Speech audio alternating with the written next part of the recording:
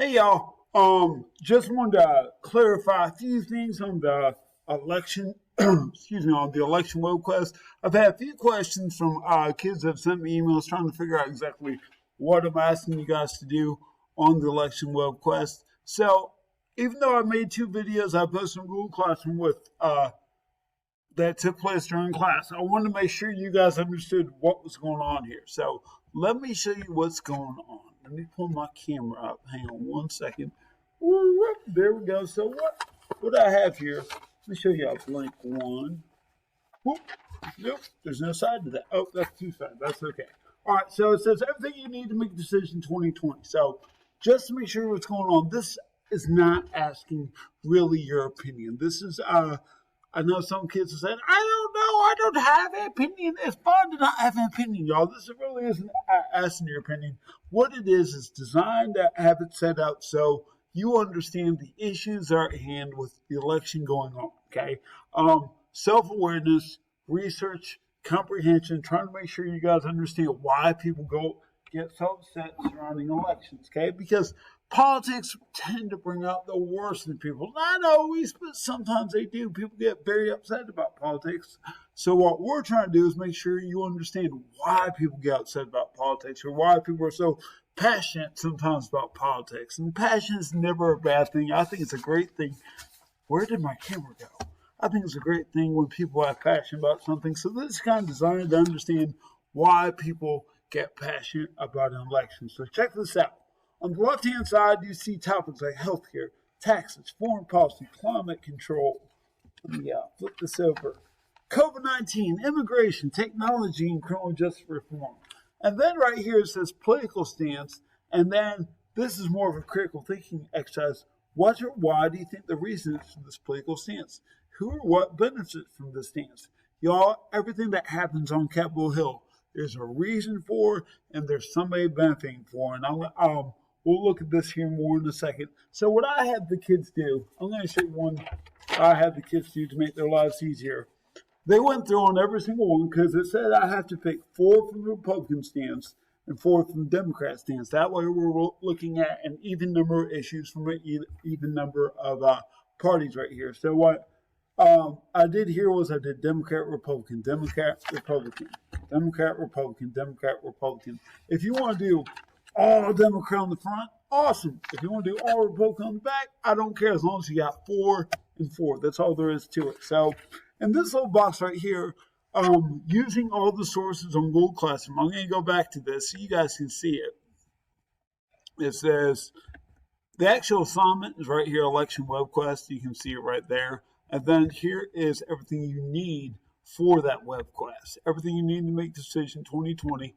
Y'all, there are 15 sources up here, guys, all designed to help y'all understand all the different aspects of the election. Now, most of these all say the same thing over and over and over again, but they're written on different literacy levels, and some are easier to understand, some are hard to understand, some are more direct and color coordinated. Some you have to do a little bit more reading, okay? So one of my favorites is the Reuters one because it's color coordinated and I respond to things being separated into charts and color coordinated. So when I scroll down, like the economy, and then it talks about the economy on the left-hand side over here, it talks about the Democrat Party, how they look at reopening the economy. On the right-hand side, it looks at how the Republicans feel about opening the economy, okay? If I scroll down, it talks about taxes, it talks about trade, it talks about the green investments. I go down, it talks about COVID-19, masks, vaccines, testing. If I go down, it talks about racial and criminal justice with policing. It talks about criminal justice reform, addressing racial economic disparities, all sorts of stuff. I like this source because it's color coordinated and it's separated into charts, okay? If that's not your thing, hey, check out a different source. Like this one right here is on CNN. It's also separated by the topic, but it's not color coordinated, and that's okay. But if I scroll down, it tells me, it's got to load. It tells me about COVID-19. Then it tells me the first paragraph is about Biden. The second paragraph is about Trump. Okay, healthcare. The first paragraph is about Biden. The second paragraph is about Trump. So it's separated by topic, but it's not in cool different colors, and that's fine too. Okay. If I look at the ABC News one, this one was also separated by topic. Okay. Oh no, this one's separated by president. Excuse me. This one kind of lists discusses Donald Trump, then discusses Joe Biden and some of the things that he believes in. Let's see, which one was separated? This one was separated by topic. Right here, this is the Washington Post, where Trump and Biden stand on issues and talks about coronavirus and talks about the economy, and it goes from there. Okay, so all these sources are pretty much all saying the same thing. They're just in different formats. Okay, I like a chart though. Charts make me happy. And so the ones that have charts, they tend to make me more happy than other ones do. Maybe the CBS News one is coordinated by. Okay, no, this is very similar to the Washington Post one. I'm sorry. There's another one on here though that's separated by color coordination and chart, and that's great because maybe it's the BBC one. I'm pretty sure it's the BBC one. Yes, it's this one. Yes, there we go. So that one's coronavirus, climate, the economy. All this is designed to do, guys, is help inform y'all of what's going on with this election and why people get so worked up when it comes to election and policies and stuff like that. So when you're filling this out, what I'm going to do, I'm going to show you guys an example of what happened in class. I made another video about this, but if you didn't watch it and you're watching this is fun. So let me show you this. We talked about taxes. Taxes is the topic right there. And what I did was I did one from the Republican point of view and one from the Democrat point of view, okay? So we discovered by doing some reading in all these articles that the Republicans, they don't want to raise taxes. They also want to provide tax cuts for corporations. Okay, good thinking. These are great ideas right here, okay? When it says, what or why do you think the reason is for this political stance? Who or what benefits from this political stance? We kind of did a brainstorm in class, and we had to think who could benefit from not raising taxes and cutting taxes for corporations. Well, one of the kids looked it up and found out because Trump owns several corporations, he personally gets financial benefits from that because his corporations are getting tax cuts. That sounded legit and not thought about when I was looking at this, and I was like, oh my gosh, okay, that's a good point right there. So he personally, he benefits from that, okay? But even if you want to cut that out right there, the population theory, if you don't raise taxes, people have more money in their pockets because they're not paying near as much as the taxes. Everybody's happy when people have more money in their pocket. The economy gets better when people have more money in their pocket. So this sounds like a good idea right here. We also said providing tax cuts for corporations. That means companies could potentially give raises to their employees. They can donate more money. They can expand their businesses. They could offer more jobs because they're expanding their business. They're going to have to hire more people, okay? That's the whole idea between the tax cuts for corporations, okay? So what or why do you think the reason is for this political stance or who or what benefits? Well, the population will have more money. Companies can also, in theory, give raises, donate, expand businesses, or offer more jobs. And then on the presidential stance, Trump personally, his companies benefit from that. Now that being said, while he's president, he's not running his companies, but still, that's, right there, somebody's benefit from that. Now, if you want to look at the Democrat point of view, also good ideas here. You'll notice almost all these topics center around money. On the Democrat side, my lights just went out in my class, and that's okay, because you guys can. There we go. Sorry, when I don't move, my lights go out in my room. So the Democrats, what they want to do, they want to cut Trump's 2017 tax cut that provides those corporations with tax cuts. And they also want to raise the minimum wage. Hey, both of these are also good ideas. If you raise minimum wage, more minimum wage workers will make more money. That also means that those minimum wage workers will have to pay more taxes. So if they're paying more taxes, the government will also receive more tax money. Look at this. What or why do you think the reason is for this political stance? Who or what will benefit from this? It sounds like right here, minimum wage workers will make more money, but also the government will make more money in taxes. Ooh, there we go. We're finding out who or what benefits from this. Benefits from this. We also say corporations will have to pay more taxes. Again, though, that comes down to the government receiving more tax money.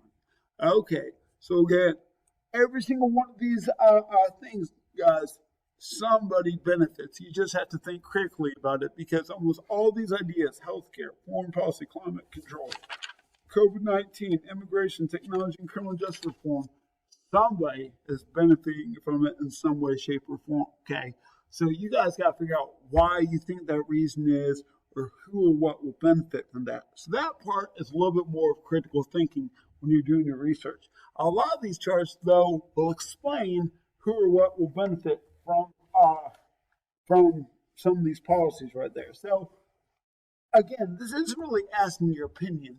It's asking you who or what you think is going to benefit from this kind of stuff. Okay, and again, that's politics right there. That's understanding the system because in 4 years, guys, some of y'all are going to be able to vote in the next election. That's really awesome right there. You'll be able to voice your opinion.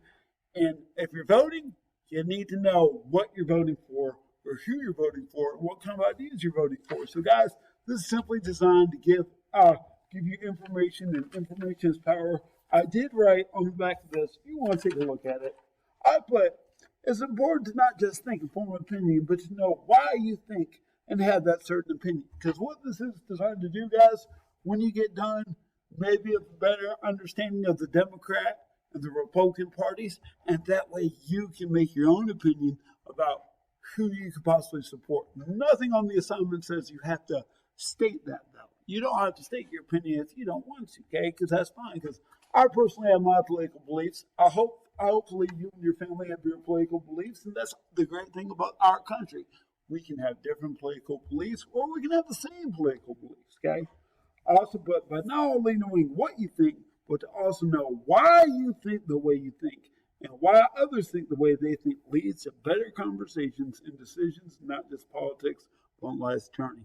And that is so true. Not to just know what you think, to know why you think the way you think, but also know why the other people think the way they think. Because when you start to understand the why, you can lead to better conversations of what's going on and how to fix the problem. That's all this is. It's just addressing those state objectives we have in reading and writing and figuring out how to make it relevant to what's going on in our current state of society. So if you have questions, y'all, don't hesitate to holler at me. Remember, this is not really asking your opinion. It's asking you to do the research and figure out why things are the way they are. Now, that being said, let me go back. Wrong thing. Oops. Let me go click here. The warm-up. If you got a question about the warm-up, how much time do I have left? I got 2 minutes. Let me explain this. The warm-up, guys. Whoop.